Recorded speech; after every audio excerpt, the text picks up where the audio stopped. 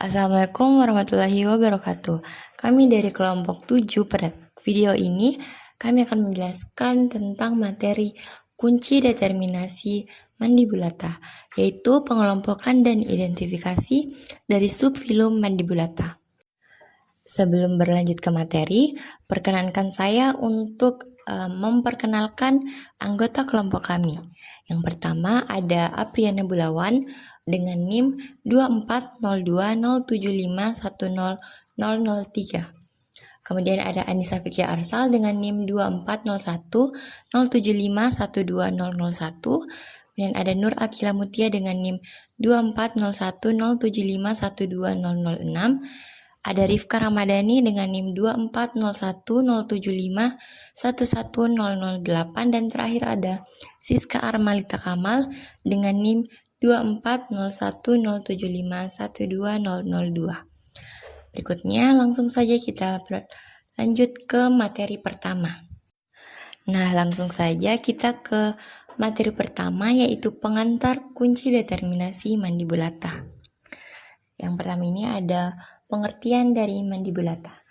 Mandibulata berasal dari kata mandibula yang berarti rahang bawah dan merupakan salah satu subfilum dari arthropoda. Artinya, semua hewan mandibulata adalah hewan beruas-ruas dengan rangka luar dari kitin, serta memiliki alat mulut bertipe mandibula untuk menggigit atau mengunyah makanan. Secara umum, morfologi tubuh mandibulata terbagi menjadi 3 bagian utama, yaitu kepala, toraks, dan abdomen. Mereka memiliki kaki yang beruas-ruas, biasanya memiliki sepasang antena, serta mata majemuk pada beberapa spesies. Dari sisi anatomi, mandibulata memiliki sistem peredaran darah terbuka, sistem saraf berbentuk rantai ganglion di bagian bawah tubuh, dan sistem pencernaan yang lengkap, mulai dari mulut hingga anus. Untuk sistem pernapasan, mereka beragam, bisa menggunakan insang, trakea, atau permukaan tubuh, tergantung dari habitatnya masing-masing. Berdasarkan ciri-ciri tersebut, mandibulata dibagi menjadi 7 kelas utama. Yang pertama ada Silopoda dengan contoh kelabang, ada Diplopoda contohnya kaki 1000, Diplura contohnya serangga ekor 2, Protura contohnya serangga mikroskopis tanpa antena, Collembola contohnya springtail, Tisanura contohnya silverfish, dan terakhir Pterygota contohnya serangga bersayap. Nah, selanjutnya saya akan menjelaskan 2 kelas utama, yaitu Silopoda dan Diplopoda. Silopoda dan Diplopoda termasuk dalam kelompok Myriapoda yang secara harfiah berarti hewan berkaki banyak.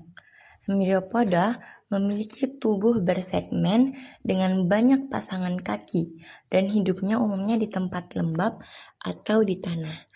Nah, dari slide ini kita bisa melihat ada yang gambar pertama, yaitu kelas Silopoda. Di gambar ini terkenal sebagai kelabang, di mana tubuh Silopoda ini berbentuk pipih dengan banyak segmen dan setiap segmen memiliki 1 pasang kaki. Hewan ini bersifat karnivora karena memangsa serangga kecil menggunakan taring racun yang disebut Forcipolla. Silopoda bergerak cepat dan biasanya bersembunyi di tempat lembab atau gelap. Contoh spesiesnya adalah Scolopendra sp dan Scutigera sp. Sementara itu, gambar kedua termasuk dalam kelas Diplopoda. Hewannya itu kaki 1000, di mana ia memiliki tubuh yang panjang dan silindris, dengan setiap segmen membawa 2 pasang kaki. Mereka bersifat herbivora atau detrivora, memakan daun kering dan bahkan organik yang membusuk. Diplopoda tidak memiliki taring racun, bergerak lambat, dan akan menggulung tubuhnya jika merasa terancam. Contohnya seperti Julus terrestris dan Spirobolus sp. Jadi secara singkat, Silopoda dan Diplopoda ini mudah dibedakan dari bentuk tubuh, jumlah kaki per segmen, dan jenis makanannya. di mana kelabang cenderung cepat dan pemangsa, sedangkan kaki seribu lambat dan pemakan tumbuhan. Baik, di sini saya akan melanjutkan materi dari teman saya, yaitu Diplura. Diplura merupakan salah satu ordo hexapoda non-serangga dalam kelas Entegonata yang memiliki tubuh kecil, memanjang dan tidak berpigmen. Diplura tidak memiliki mata, dan antena mereka panjang dengan banyak segmen seperti manik-manik. Bagian tubuh terakhir memiliki sepasang cerci yang bisa berbentuk panjang dan berserabut atau pendek seperti penjepit. Organisme ini hidup di lingkungan lembab seperti tanah, bawah kulit kayu, dan bahan organik yang membusuk. Diplura termasuk pemakan bahan organik dan predator kecil yang berperan dalam proses dekomposisi. Perubahan kulit atau molting dapat terjadi hingga 30 kali selama hidup yang bisa mencapai 1 tahun. Selanjutnya itu ada Protura. Protura adalah organisme kecil berukuran kurang dari 2 mm yang termasuk dalam hexapoda non-serangga. Mereka berwarna pucat transparan dan tidak memiliki mata serta antena.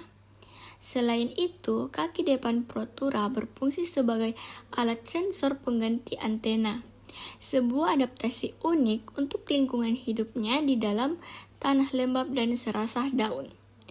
Protura mengambil makanan dengan menggeruk partikel dan menghisap cairan dari bahan organik yang membusuk, sehingga mereka berperan penting dalam siklus nutrisi dan dekomposisi tanah. Organ ini juga tidak memiliki tubulus Molpigi layaknya serangga pada umumnya.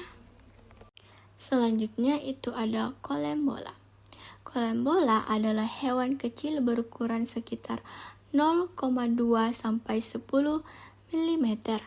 Mereka sering disebut ekor pegas karena bisa melompat dengan alat khusus bernama varkula yang ada di bagian bawah tubuhnya.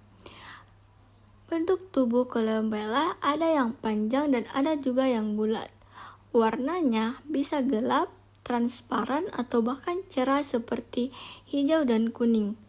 Mereka tidak punya mata majemuk, tapi memiliki mata kecil yang disebut ocellus untuk mendeteksi cahaya. Collembola punya antena yang terbagi menjadi 4 bagian yang berfungsi untuk merasakan lingkungan sekitar. Mereka hidup di tanah, daun yang sudah membusuk, dan membantu menguraikan bahan organik agar bisa menjadi subur. Selanjutnya yaitu Tisanura. Nah, Tisanura ini adalah kelompok serangga primitif yang tak bersayap dengan tubuh kecil, pipi, dan memanjang. Ujung tubuhnya memiliki 3 ekor panjang, serta ditutupi sisik halus berwarna keperakan. Serangga ini mengalami metamorfosis ametabola atau tidak berubah bentuk, bergerak cepat, dan biasanya hidup di tempat lembab dan gelap. Nah, yang selanjutnya itu ada Pterygota. Pterygota adalah kelompok serangga bersayap atau keturunan serangga bersayap dengan tubuh bersegmen, dengan 6 kaki, antena, dan mata majemuk. Serangga ini mengalami metamorfosis baik sempurna, holometabola, maupun tidak sempurna, hemitabola. Halo teman-teman, sekarang kita akan membaca kunci determinasi dari kelompok Mandibulata, di mana kelompok Mandibulata merupakan hewan yang memiliki kaki berruas-ruas, tubuh bersegmen, dan memiliki rahang bawah atau mandibula. Dari kunci determinasi ini, jika hewan memiliki 3 pasang kaki sejati dan tubuhnya terbagi menjadi 3 bagian, yaitu kepala, toraks, dan abdomen, maka dapat diarahkan ke bagian yang menunjukkan bahwa mandibulanya berada di dalam kepala dan tidak memiliki sayap. Sementara itu, bila mandibula berada di luar kepala, maka termasuk ke kelompok serangga yang dibedakan berdasarkan ada atau tidaknya sayap. Jika memiliki sayap, maka termasuk ke dalam kelompok Pterygota. Sedangkan jika tidak bersayap, maka tergolong Tisanura. Sebaliknya, jika hewan memiliki kaki di setiap segmen tubuh dan hanya terbagi menjadi dua bagian, yaitu kepala dan tulang, maka termasuk kelompok mirip cacing panjang seperti kelabang dan kaki seribu. Hewan yang memiliki satu pasang kaki di tiap segmen dikategorikan sebagai silopoda atau kelabang. Kaki di setiap segmen kecuali segmen 1-5 tergolong diplopoda atau kaki seribu. Nah, untuk hewan yang mandibulanya berada di dalam kepala dan tidak bersayap dapat dibedakan lagi berdasarkan ciri tubuhnya. Bila memiliki sisa kaki di bagian abdomen, tidak bermata dan berwarna pucat, maka termasuk ke dalam diplura. Sedangkan jika tidak memiliki sisa kaki, tetapi memiliki mata dan tubuh yang berwarna, maka tergolong dalam kolembola. Ada pula kelompok kecil lain seperti protura yang ditandai dengan tubuh tanpa serci atau ekor seperti penjepit di bagian belakang, berbeda dengan diplura yang memiliki serci. Baik, saya akan melanjutkan pembahasan teman saya sebelumnya. Di bagian ini, kita akan membahas cara membaca kunci determinasi pada kelompok mandibulata. Nah, kunci determinasi ini berfungsi untuk mengidentifikasi jenis hewan berdasarkan ciri-ciri morfologinya, seperti bentuk tubuh, jumlah kaki, dan keberadaan sayap. Cara membacanya gampang banget. Kunci ini disusun dalam bentuk pasangan pernyataan yang berlawanan. Misalnya, memiliki sayap atau tidak memiliki sayap. Kita tinggal pilih pernyataan yang sesuai dengan ciri hewan yang sedang kita amati, lalu ikuti nomor petunjuk yang ditulis di sebelahnya. Misalnya, kalau hewan memiliki 3 pasang kaki sejati dan tubuhnya terbagi menjadi kepala, toraks, dan abdomen, maka kita lanjut ke nomor 2.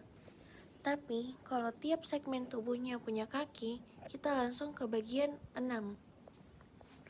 Nah, setelah itu kita ikuti langkah-langkahnya. Hasil akhirnya akan menunjukkan kelas hewan tersebut. Contohnya, kalau tiap segmen tubuh punya 1 pasang kaki, berarti hewan itu termasuk kelas silopoda, seperti kelabang. Kalau 2 pasang kaki per segmen itu diplopoda, contohnya kaki seribu.